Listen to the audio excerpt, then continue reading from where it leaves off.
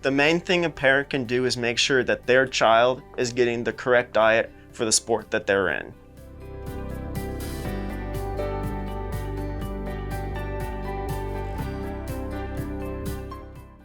When you're trying to become, an athlete, the first thing that I say is hydration. Being from Florida, I understand, the heat and the humidity and everything is just going to drain you. So staying hydrated, drinking Gatorade after or during practices is really, really important. And then just making sure that you're getting enough carbohydrates and fats. So fats really has, kind of a bad rap these days. But with fat and all the practices that swimmers do, swimming's usually like an hour and a half to 2 hour practice, and fat's going to be that main source of energy. So making sure that you're getting sources of fat like fish, avocados, nuts and seeds and stuff like that is really important, as well as the carbohydrates, and eating those those whole grains rather than the refined enriched like white bread. So instead of like white bread, eating like 100% whole grain wheat bread. As a developing adolescent, obviously your bones are moving and growing, your muscles are taking all different sorts of sizes and shapes, and your body is changing. So it's really important to make sure, getting that calcium in from whether it be milk or other dairy products. The way parents can help is just, continuing to offer like milk, yogurts, fortified orange juice, which also have a great source of vitamin D, which is also really important for bone health.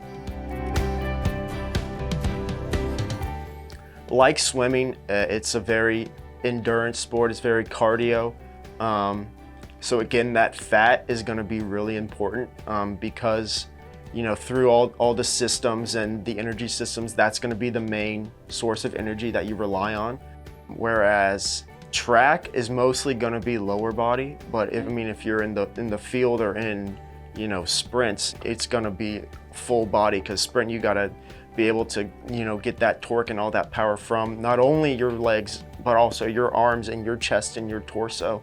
Mostly what sprinters rely on is going to be, again, protein and carbohydrates. The carbohydrates and those fast twitch muscles is really what gets them going. So it's really short bursts of energy, but it's really, really powerful. Yeah, so in long distance running, you're using a system that's aerobic. So this one is going to have longer bursts of energy, but with just like at a slower rate. So the way I like to think about it is we're relying on carbohydrates, which is what most sprinters rely on and short distance swimmers rely on. It's like driving a car at 100 miles an hour, but you're only gonna go like half a mile. So, and then relying on fats, you're gonna be driving that same car, let's say at like 60 miles an hour, but you're gonna go like 10, 15, 20 miles. So that's just the way I like to think about it. Whereas like I said, the carb is gonna be that really big burst of energy, but for just a short time, whereas the fat, where it's like endurance runners and swimmers, you're gonna be relying on that, and it's gonna be not as big burst of energy, but it's gonna last a long time. Fueling your child not only depends on the sport, but the child as well. Every body is completely different, and they're gonna use the energy in a different way. So some people may be able to absorb the carbohydrates at a better rate and be able to use them a little bit faster. But what I would say to parents is making sure that we're serving some sort of vegetable every night at dinner, making sure they're getting 3 to 5 servings of fruits and vegetables per day, because that's going to be a really good source of carbohydrates, really great source of all those different vitamins that are extremely important for just normal body function.